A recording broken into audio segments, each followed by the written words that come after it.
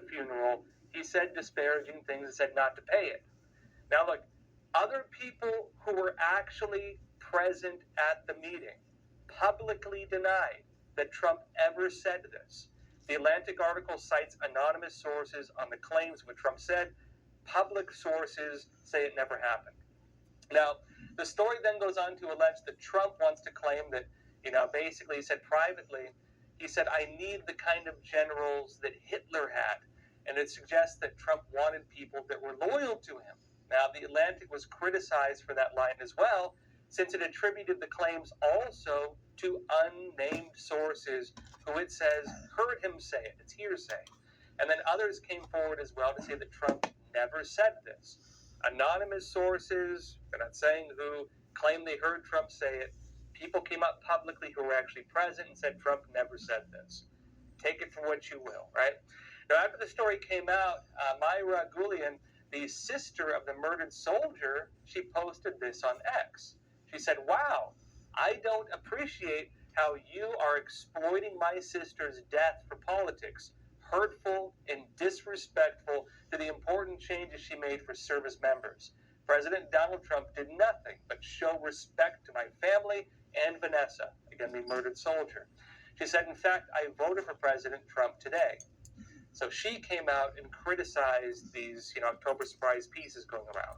Now look, among the left-leaning news outlets, the way this is being framed, the main focus of that piece is not so much on the soldier, but more on statements Trump made to former White House Chief of Staff John Kelly. And the comments had first been reported in the book, The Divider, Trump in the White House. And so you have a book come out, The Atlantic come out, New York Times also did a piece, and there's a few other things. Now, the New York Times published a story alongside this, also on these quotes from John Kelly. They quoted him on many of the exact same claims, and that piece is also now making rounds at the same time. Now, CNN, they played a clip of Kelly making the statements he gave to New York Times. Watch this. He commented more than once that, that Hitler did some good things too. And of course, if you know history, again, I think he's lacking in that. Look, given the seriousness of this, many critics were questioning, why did Kelly not make this accusation sooner? Why did he wait more than 5 years until a couple weeks just before the 2024 elections to make these claims public?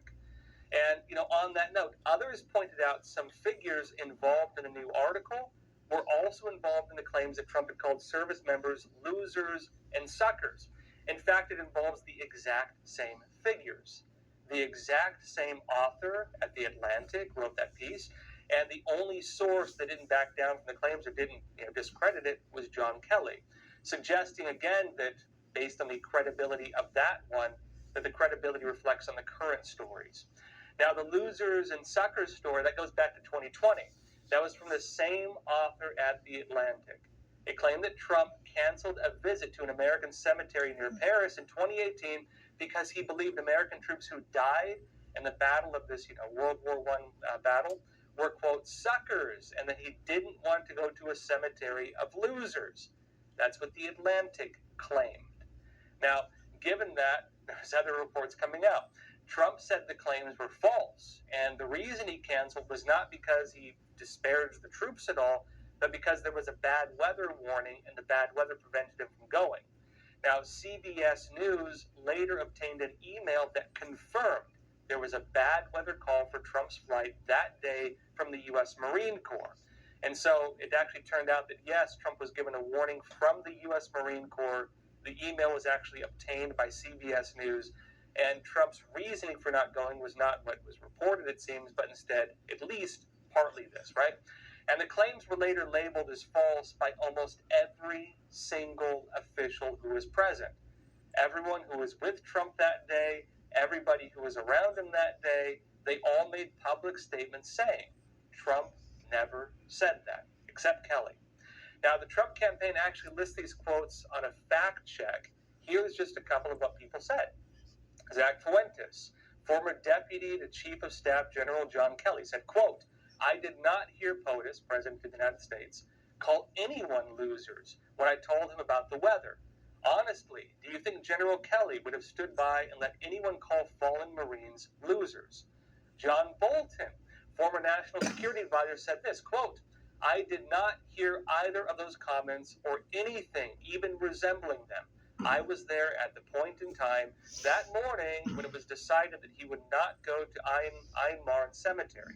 He decided not to do it because of John Kelly's recommendation.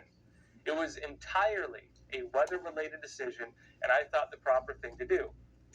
Now, one of the few people who said otherwise, in fact, I believe the only one, publicly reported at least, was John Kelly.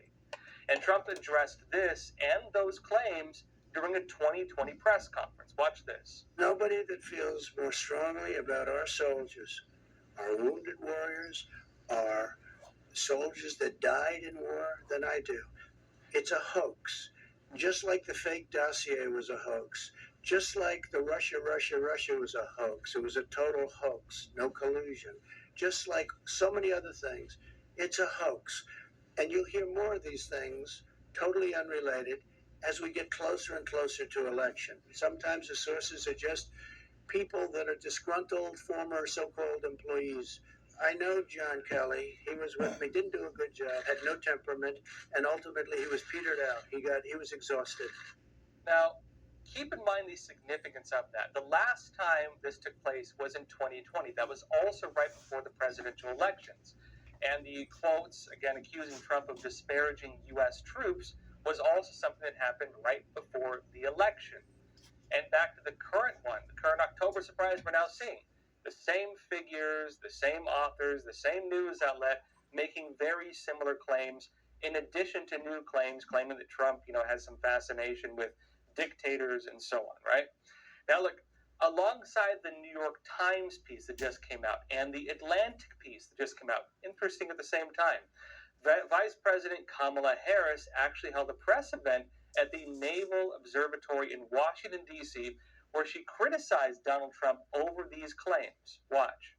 So yesterday we learned that Donald Trump's former chief of staff, John Kelly, a retired four-star general, confirmed that while Donald Trump was president, he said he wanted generals like Adolf Hitler had. Donald Trump said that because he does not want a military that is loyal to the United States Constitution. He wants a military that is loyal to him. Now, look, that press conference was criticized by some as a possible violation of the Hatch Act, since, Harris used the official presidential seal and official position as vice president for what appeared to be a campaign event. Although, look, keep in mind, we often see accusations like this and nothing usually happens with it. Notably as well, Congress, they had a whole probe back in 2019 where they accused around 13 Trump officials of also violating the Hatch Act. But, the Hatch Act issue is important because what happens when you make an official presidential announcement using the official seal, using the powers of the president or vice president? Well, this is what happens. If Harris had said those quotes during, let's say, a rally or a campaign event, do you think it would have gotten the same attention as her making an official announcement from her position as vice president?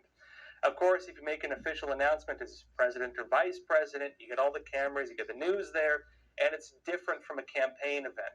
And so when an event like that has the effect of basically working as a campaign event, it uses that platform as the vehicle for it.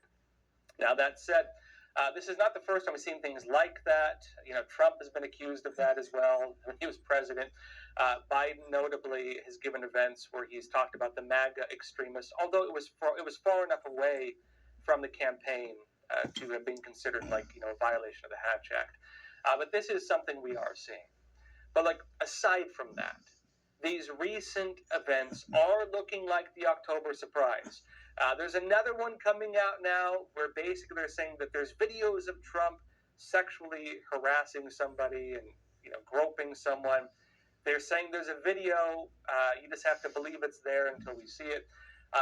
Again, we'll see what happens.